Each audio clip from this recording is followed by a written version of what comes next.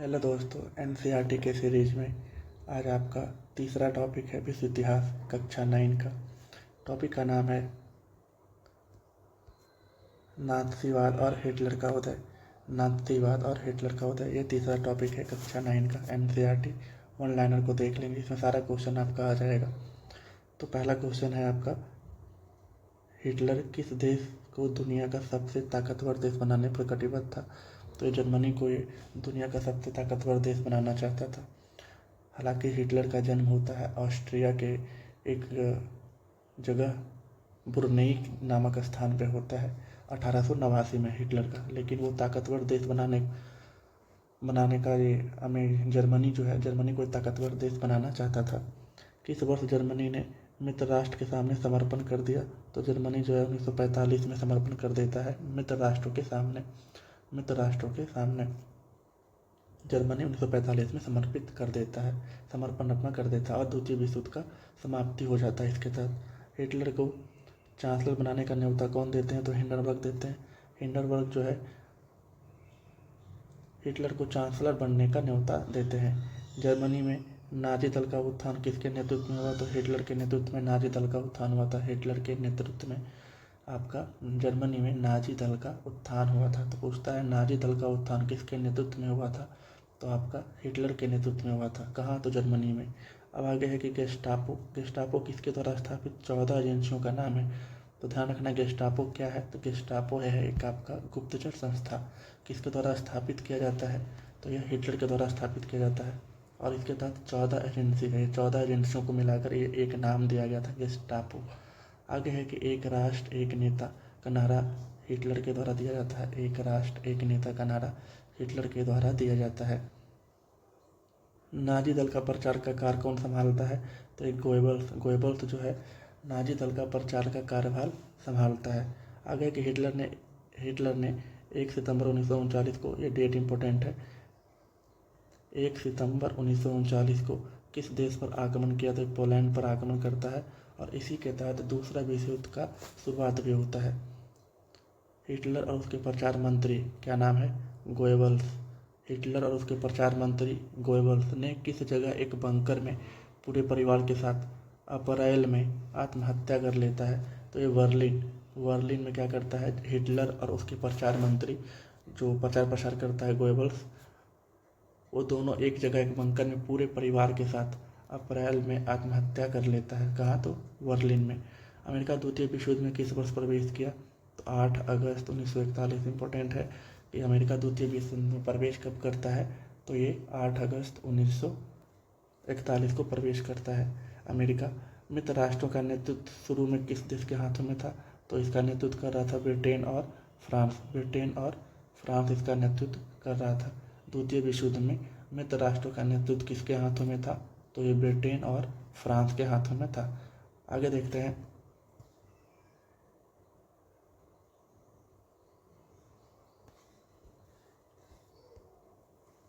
आगे है दूसरे विश्व युद्ध के साये में किस देश ने जनसंहार शुरू कर दिया, जिसके तहत यूरोप में रहने वाले कुछ खास नस्ल के लोगों को सामूहिक रूप से मारा जाने लगा था? जर्मनी में ये सब हुआ था। जर्मनी में दूसरे विश्व युद्ध में बहुत कुछ जनसंहार का रूप देखने को मिला था और जिसके तहत ही द्वितीय विश्व युद्ध वगैरह का एक नींव पड़ गया था। निम्नलिखित में से कौन मित्र राष्ट्र देशों में शामिल नहीं था? तो जर्मनी आपका मित्र राष्ट्र में नहीं था, ये धुरी राष्ट्र में था आपका जर्मनी। ध्यान रखना। और ये धुरी राष्ट्र का नेतृत्व यही करता है, जर्मनी। कौन धुरी राष्ट्र में शामिल नहीं था? तो फ्रांस आपका धुरी राष्ट्र में शामिल नहीं था। ये आपका मित्र राष्ट्र में था। मित्र राष्ट्र में जितने भी बड़े बड़े देश है, ब्रिटेन है, फ्रांस है, अमेरिका है, ये सभी आपका मित्र राष्ट्र में आता है। और धुरी राष्ट्र में आपका जर्मनी, ऑस्ट्रिया, इटली, बुल्गारिया, ये सब आपका धुरी राष्ट्र में आता है। प्रथम विश्व युद्ध का आरंभ 28 जुलाई 1914 को ऑस्ट्रिया द्वारा किस देश पर आक्रमण किए जाने से हुआ था? तो ये ऑस्ट्रिया द्वारा सर्बिया पर आक्रमण किया जाता है प्रथम विश्व युद्ध में 28 जुलाई 1914 को, और इसी के तहत प्रथम विश्व युद्ध का शुरुआत होता है। मित्र राष्ट्र के पक्ष में प्रथम विश्व युद्ध में अमेरिका कब शामिल हुआ? तो 6 अप्रैल 1917 को। इम्पोर्टेंट मार्क करना कि मित्र राष्ट्र के पक्ष में प्रथम विश्व युद्ध में अमेरिका कब शामिल होता है, तो अमेरिका शामिल होता है 6 अप्रैल 1917 को। वर्सराय की संधि कब होता है, इम्पोर्टेंट है, 28 जून 1919 में वर्सराय की संधि होता है। किस देश के साथ होता है, तो ये जर्मनी के साथ होता है, क्योंकि वर्सराय की जो संधि हुई थी जिसके तहत जर्मनी को बहुत ही क्षति हुआ था, बहुत ज़्यादा, और इसे अपमानजनक संधि भी कहते हैं, ध्यान रखना है। वर्सराय की संधि इम्पोर्टेंट क्वेश्चन है। आगे देखते हैं।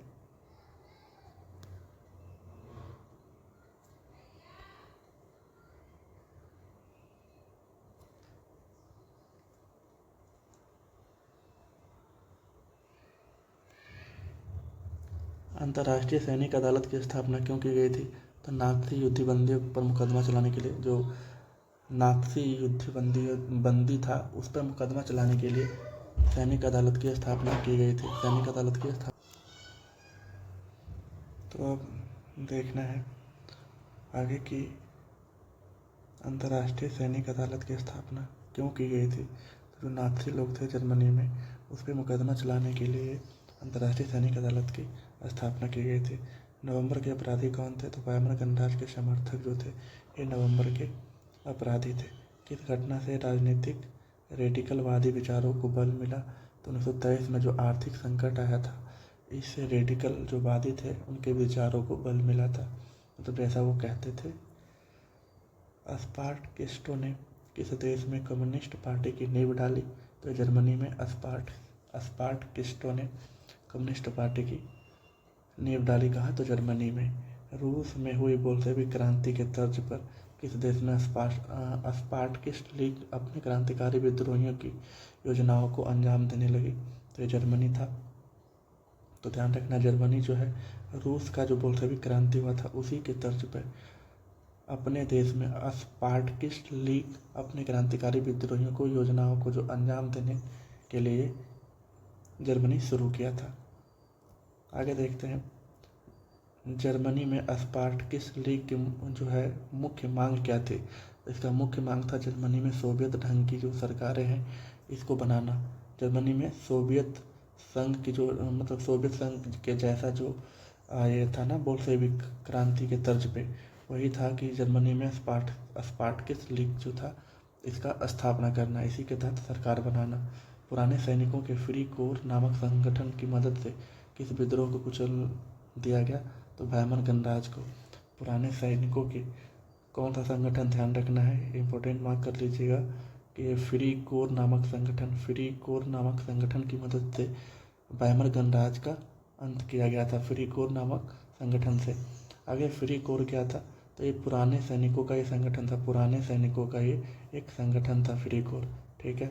जर्मनी को संकट से निकालने के लिए टॉप्स योजना किसने बनाई थी, काफ़ी इंपॉर्टेंट क्वेश्चन है।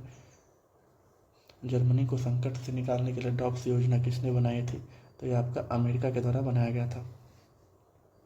अति मुद्रास्फीति क्या है, तो मुद्रा की मूल तेजी से गिरना, यही अति मुद्रास्फीति है। तो मुद्रा का मूल जो है बहुत तेजी से गिर जाता है, उसको अति मुद्रास्फीति कहते हैं। वॉल स्ट्रीट एक्सचेंज किस देश में स्थित दुनिया का सबसे बड़ा शेयर बाजार है, तो वॉल स्ट्रीट एक्सचेंज ये आपका अमेरिका का सबसे बड़ा, अमेरिका नहीं मतलब दुनिया का सबसे बड़ा शेयर बाजार है। हिटलर कौन था, तो हिटलर जर्मनी का तानाशाह शासक था, हिटलर जर्मनी का तानाशाह शासक था। आगे देखते हैं।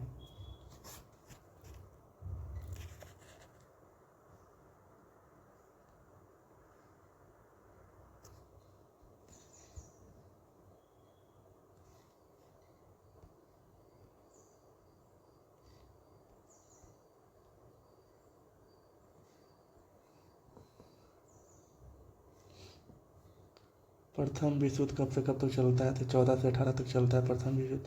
मित्र राष्ट्र में कौन सा देश था, तो मित्र राष्ट्र में आपका ब्रिटेन, फ्रांस और रूस था।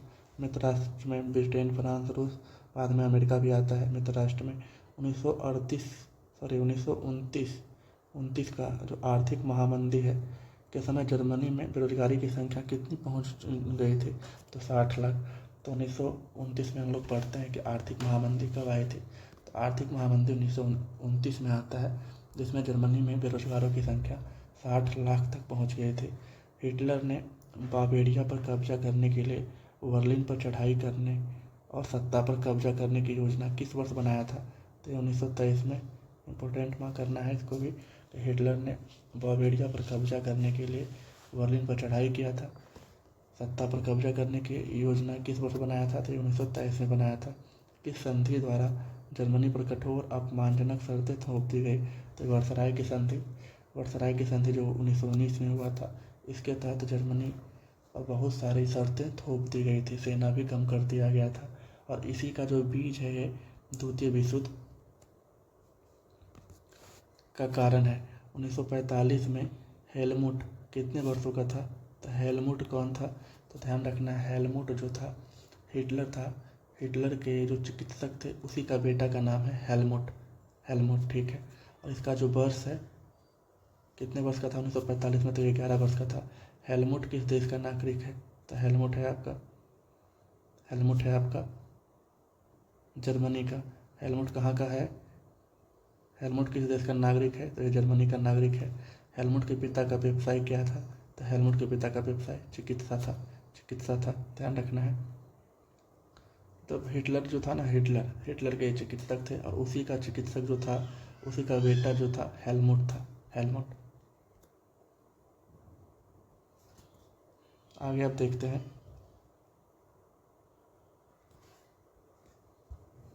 हेलमुट के पिता किस पार्टी के समर्थक थे? तो ये नाथसी पार्टी, वही जो बताए कि हिटलर का जो चिकित्सक था तो इसी पार्टी से समर्थन, इसी पार्टी का एक कट्टर समर्थक था ये। हिटलर ने आत्महत्या कब कर लेता है? 1945 में हिटलर आत्महत्या कर लेता है। हिटलर आत्महत्या 1945 में करता है। दूसरा विश्व युद्ध खत्म होने के बाद अंतर्राष्ट्रीय अदालत कहाँ स्थापित की गई? इंपॉर्टेंट मार्क करना है कि द्वितीय विश्व युद्ध के बाद अंतर्राष्ट्रीय अदालत कहाँ स्थापित की गई? तो न्यूरेमबर्ग में स्थापित की गई। नाथसी शब्द किस भाषा के शब्द नात्सियोनाल के प्रारंभिक अक्षर को लेकर बनाया गया था? तो ये नात्सियोलान से ये नाथसी शब्द बना है और ये जर्मनी का एक शब्द है। नात्सियोलान से नाथसी शब्द आया है और ये जर्मनी का एक शब्द है। नेशनल सोशलिस्ट पार्टी की स्थापना किसने की थी? तो हिटलर किया था। नेशनल सोशलिस्ट पार्टी की स्थापना हिटलर किया था। नात्सियोलान शब्द किस से जुड़ा है? तो ये आपका हिटलर से जुड़ा है, क्योंकि इसी से नाथसी शब्द बना है, तो इससे हिटलर जुड़ा रहेगा बिल्कुल। दूसरे विश्व युद्ध के दौरान जर्मनी ने पोलैंड के कितने नागरिकों को मार दिया था? तो ये 10 लाख। जर्मनी ने पोलैंड पर आक्रमण करता है, जिसके तहत दूसरा विश्व युद्ध का शुरुआत हो जाता है। तो इसमें पोलैंड के कितने नागरिकों को मार दिया जाता है? तो 10 लाख। ध्यान रखना है, 10 लाख। आगे देखते हैं। प्रथम विश्व युद्ध में मित्र राष्ट्रों ने केंद्रीय शक्तियों को किस वर्ष हराया? प्रथम विश्व युद्ध में केंद्रीय शक्ति में कौन, मतलब केंद्रीय शक्ति का मतलब है धुरी राष्ट्र में जर्मनी, ऑस्ट्रिया, इटली, ये सब था। तो प्रथम विश्व युद्ध में मित्र राष्ट्रों ने केंद्रीय शक्ति को किस वर्ष हराया था? तो नवंबर 1918 में हराया था। किस देश की संसद को राइक्सटाग कहा जाता है? तो राइक्सटाग किस देश की संसद को कहा जाता है? तो आपका जर्मनी के संसद को। और पहले वीडियो में पढ़ चुके हैं कि रूस के संसद को ड्यूमा कहते हैं। ध्यान रखना है। राइक्सटाग जो है किस देश का संसद का नाम है? तो ये आपका जर्मनी का है, ठीक है। आगे देखते हैं कि वाइमर गणराज्य के हिमायती खेमे में शामिल लोग कौन कौन से थे? तो समाजवादी थे, कैथोलिक थे और डेमोक्रेट थे। तो वाइमर गणराज्य के हिमायती खेमों में शामिल लोग कौन थे? तो समाजवादी थे, कैथोलिक थे और डेमोक्रेट थे। युद्ध के मोर्चे पर सैनिकों के छिपने के लिए खोदे गए गड्ढे को क्या कहा जाता था? तो खंदक। तो जो युद्ध में जो मोर्चा था, खंदक का मतलब कि एक गड्ढा टाइप का, उसी में सब लोग रहकर, सैनिक रहकर बारी बारी से, मतलब उसमें एक तरह से तो छिपे हुए हैं और उसी खड्डे की तरह, मतलब जो गड्ढा है खंदक, उसी के तहत वो लड़ाई भी कर रहे हैं, ठीक है। वॉल स्ट्रीट एक्सचेंज शेयर बाजार किस वर्ष धराशायी हो गई? और धराशायी हो गई थी तो ये 1929 में धराशायी हो गए थे, जिसको हम आर्थिक महामंदी पढ़ते हैं। विश्व महामंदी का सबसे बड़ा प्रभाव किस देश पर पड़ा था? तो ये जर्मनी पे पड़ा था। ध्यान रखना है, इंपॉर्टेंट भी मार्क कर लेना है इसको कि विश्व महामंदी का सबसे बड़ा प्रभाव किस देश पर पड़ा था? तो ये जर्मनी पर पड़ा था। आगे देखते हैं।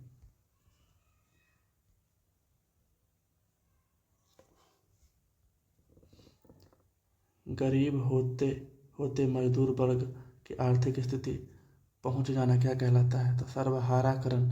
सर्वहाराकरण मतलब गरीब होते होते मजदूर वर्ग की आर्थिक स्थिति में पहुंच जाना क्या कहलाता है? तो ये सर्वहाराकरण कहलाता है। बामन गणराज्य के अंदर किस अनुच्छेद के तहत राष्ट्रपति को आपातकाल लगाने का अधिकार था?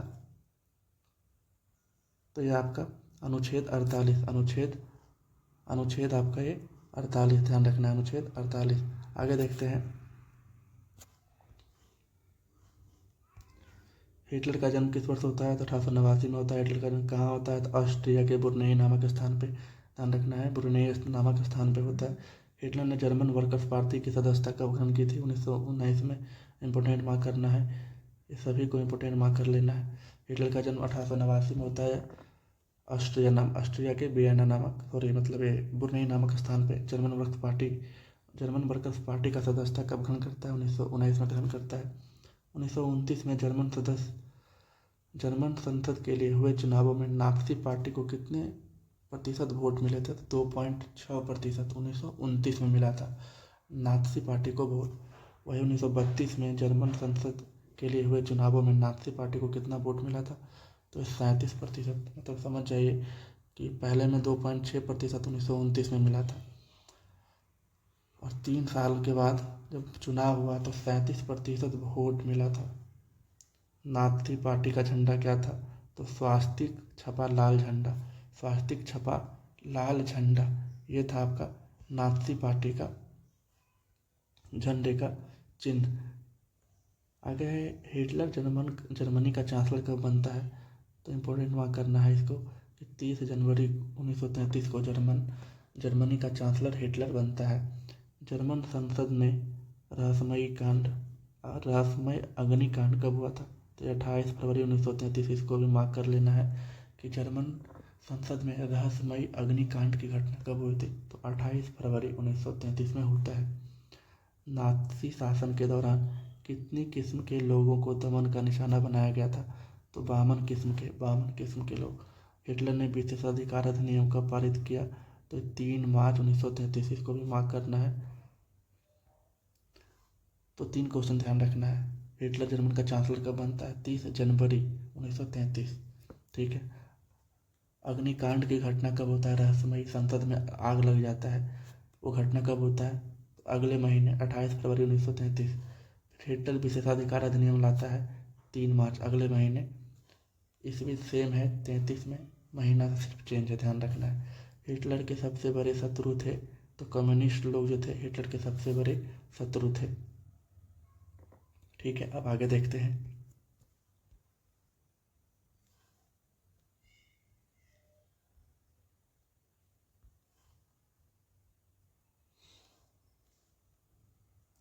हिटलर ने अर्थव्यवस्था को पटरी पर लाने की जिम्मेदारी किस अर्थशास्त्री को सौंपा था? तो ये हायलमार को। हिटलर ने अर्थव्यवस्था को पटरी पर लाने के लिए जिम्मेदारी किसको सौंपा था? इंपोर्टेंट मार्क कर लेना इसको भी। ये हायलमार को सौंपा था। हिटलर ने लीग ऑफ नेशन से अलग होने की घोषणा 1933 में करता है। तो हिटलर जो है लीग ऑफ नेशन से अलग होने की घोषणा कब करता है? 1933 में करता है। हिटलर ने 1936 में किस जगह दोबारा कब्जा कर लेता है? तो ये रायलैंड पे दोबारा कब्जा कर लेता है। हिटलर ने 1938 में जर्मनी को किस में मिला लिया था? तो जर्मनी में ऑस्ट्रिया को मिला लेता है। कब? 1938 में। ये भी इम्पोर्टेंट मार्क कर लेना है कि हिटलर 1938 में जर्मनी में किसे मिला लेता है? तो ऑस्ट्रिया को मिला लेता है। हिटलर ने सोवियत संघ पर आक्रमण कब करता है? ये जून 1941 में। और यही जो है हिटलर का सबसे बड़ा भूल माना जाता है, ध्यान रखना। तो सोवियत संघ रूस पे आक्रमण कर देता है कब? जून 1941 में। सोवियत लाल सेना ने जर्मनी को घुटना टेकने के लिए कहाँ पर मजबूर कर दिया? तो ये स्टालिनग्राद में जो है ये आपका जर्मनी हार जाता है सोवियत संघ के सामने। रूस के सामने जर्मनी हार जाता है स्टालिनग्राद नामक जगह पे। दूसरे विश्व युद्ध के समय अमेरिका के राष्ट्रपति कौन थे? तो ये फ्रैंकलिन डी रूजवेल्ट थे। प्रथम विश्व युद्ध के समय राष्ट्रपति कौन थे? तो ध्यान रखना है वो भी वुडरो विल्सन थे, वुडरो विल्सन। और द्वितीय विश्व युद्ध के समय अमेरिका के राष्ट्रपति कौन थे? तो फ्रैंकलिन डी रूजवेल्ट थे। द्वितीय विश्व युद्ध में जर्मनी की पराजय का श्रेय किस देश को दिया जाता है? तो रूस को दिया जाता है। अभी देखे हैं कि स्टालिनग्राद में हरा देता है जर्मनी को, ठीक है। तो जर्मनी की पराजय का श्रेय जो है किस देश को जाता है? तो रूस को जाता है। अमेरिका 6 अगस्त 1945 को किस पे बम गिराता है? तो हिरोशिमा पर बम गिराता है। वो कौन सा बम है? तो लिटिल बॉय। तो 6 अगस्त हिरोशिमा पे, 9 अगस्त नागासाकी पे। 9 अगस्त 1945 में ये नागासाकी पे, और 6 अगस्त 1945 को हिरोशिमा पे। पहले हीरो आएगा, हीरो के बाद कौन आएगा? नागार्जुन आएगा।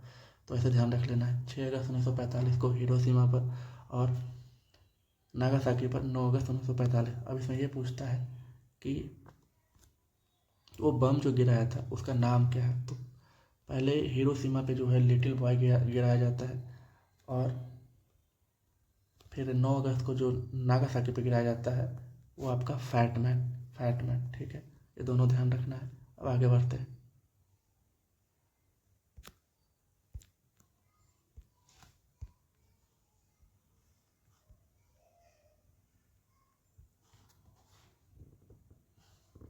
अमेरिका ने 6 अगस्त 1945 को हिरोशिमा पर जो बम गिराता था उसका वो कौन सा, मतलब उसमें किस चीज़ का यूज किया गया था?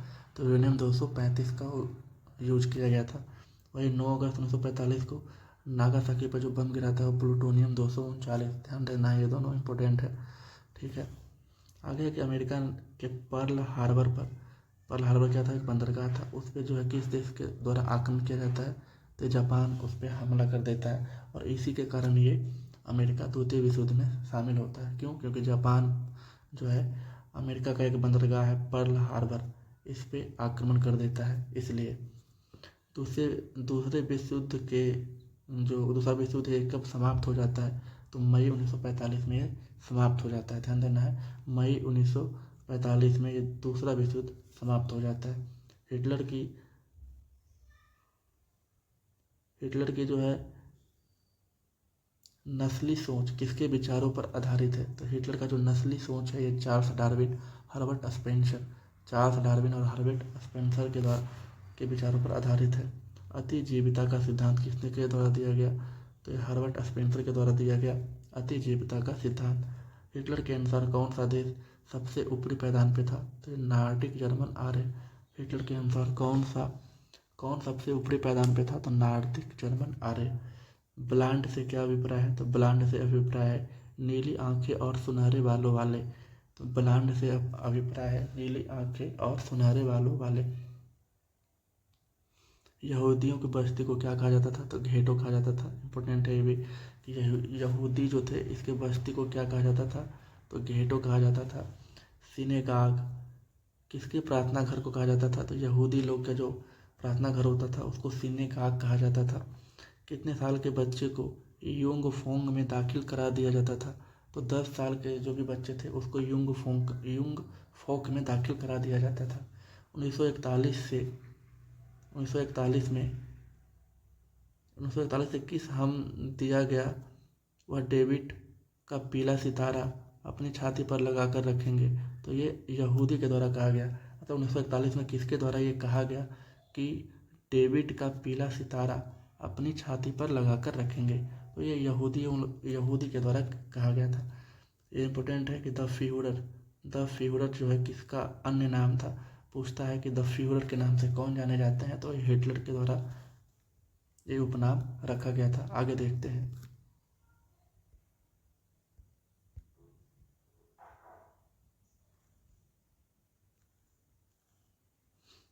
नाथसी यूथ लीग का गठन कब किया गया था? इंपॉर्टेंट क्वेश्चन मार्क करना है। नाथसी यूथ लीग का गठन 1922 में किया गया था। हिटलर ने सबसे ज़्यादा बच्चे पैदा करने वाली माँ को क्या नाम दिया था? तो सोने का तमगा। मतलब क्या दिया था? मतलब जो ज़्यादा बच्चा पैदा करती थी माँ उसको सोने का तमगा दिया था। मेरा राज की सबसे महत्वपूर्ण नागरिक माँ है, यह किसने कहा था? तो हिटलर कहा था। ये सारा स्टेटमेंट वाला इंपॉर्टेंट क्वेश्चन बन जाता है।